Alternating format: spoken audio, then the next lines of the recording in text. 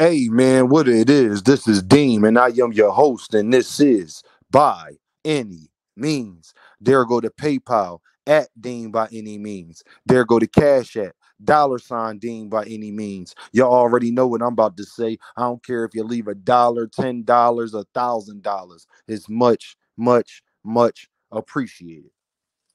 Hey y'all, I want to talk about a fighter that I don't think gets talked about, and I think is a travesty. And I've been doing it myself. We talk about a bunch of different guys at 135 and 140, but it's one guy that we just, for some reason, we always skip over, and I do it myself, and that's why I'm making this video because he's probably one of the biggest threats at both divisions, and that's the saddest part about it. He's like when I say his name, you're going to understand that he's somebody that you take very, very seriously. Like it's not, I haven't heard too many people that shun that man.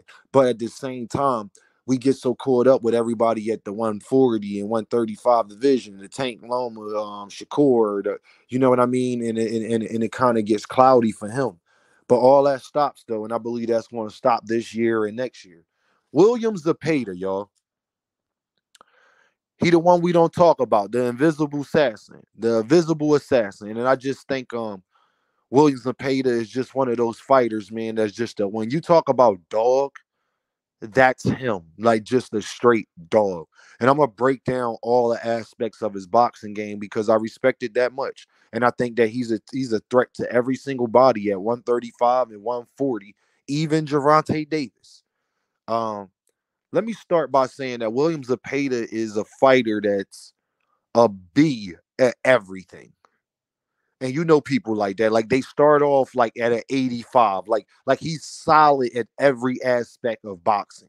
But what separates Williams Zepeda from a lot of people, from the typical Mexican style fighter, he has better footwork. He's not that typical flat-footed Mexican that you hear. Williams Zepeda is very bouncy. It's times that he do become flat-footed because he obviously fights in that Mexican style and he sits down on his punches. But when he needs to get agile and bouncy, you just see how athletic he is.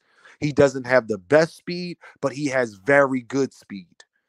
He doesn't have he's not the most agile, but he's very agile. He don't have the best defense, but he has very good defense. And his offensive ability and his IQ. I think Williams Zepeda IQ is what separates him from a lot of other fighters too, because Williams Zepeda understands the logic of hard work of chopping a tree. Williams Zepeda is not going to just head hunt you off all fight. Williams Zepeda is one of the best in boxing as far as breaking you down at the three levels of your body, your stomach, your midsection, your chest and shoulder area, your neck and head area. And he's going to attack all three all night long.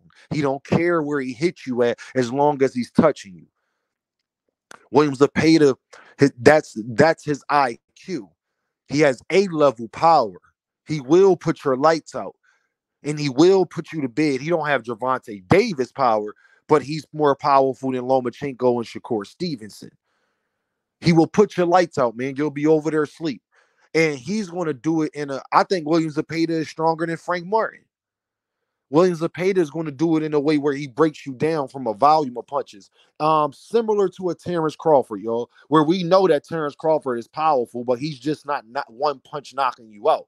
But you know that he's very powerful, though, if that makes sense to you. You dig what I'm saying? He possesses that Terrence Crawford ability when it comes to power. No, he's not a Wilder or a Ryan Garcia or a Gervonta Davis, but he's definitely a notch up under that he's going to hurt you, man, if you get in there and you start playing around.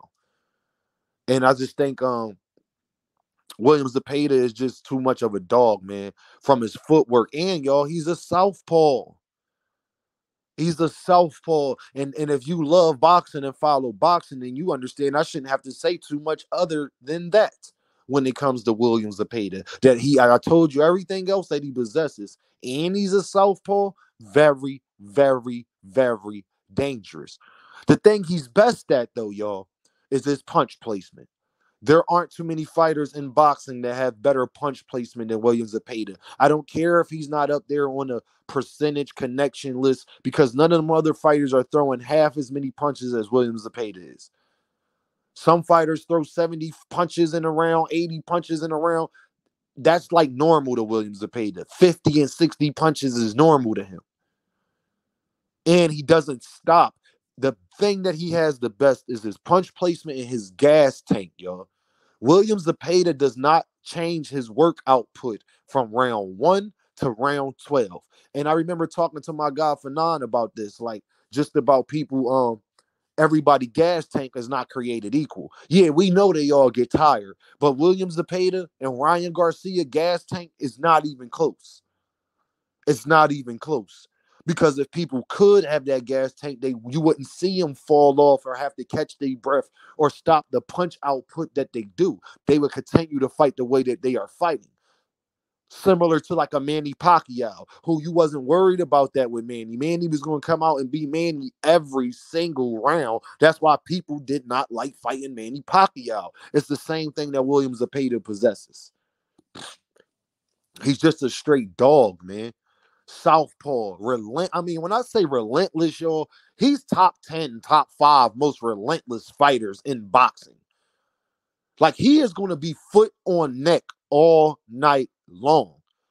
And like I said, the thing that I love the most about Williamzepeda is that he'll go to the body, the shoulder, then the head, then jab to the head, hit you in the shoulder, hit you back down to the body. He chops that tree. He understands. I just got to touch you, dog.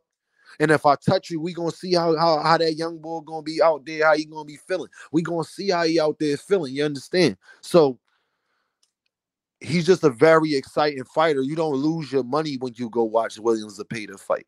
You feel me? You gonna get your money's worth when you watch Williamzepeda fight. Similar to a Pitbull Cruz, a Tank Davis, people like that, a Lomachenko. You gonna get your money's worth when you watch him fight because they gonna come out there and give it every single thing they got. And he uses his jab, y'all. He's not even like the typical Mexican in that way where he's throwing a bunch of power shots and things like that. He does throw a lot of power shots, but he sets it up behind the jab. And this is why I think Williamzepeda is such a dangerous fighter, even for Gervonta Davis. Because I think Gervonta Davis will have problems if he can't get him out of there early with Williamzepeda's punch output, y'all. Somebody throwing that many punches at you, and then he got the feet to stay with you. It's it gets scary in there sometimes, y'all. And Williamzepeda is not little neither. He's on the taller end of guys at 135. So he's not a little guy neither. And that's the other thing. He's a little lanky. He a little, you know what I mean? He was made to box. His body, Williamzepeda is a Mexican fighter that Mexicans love to get behind because he is what, if they had a prototype, he Oscar De La Hoya, Ryan Garcia, William, that's their prototype. That's what they would prefer. Williamzepeda give you all that, but he give you all that with dog too.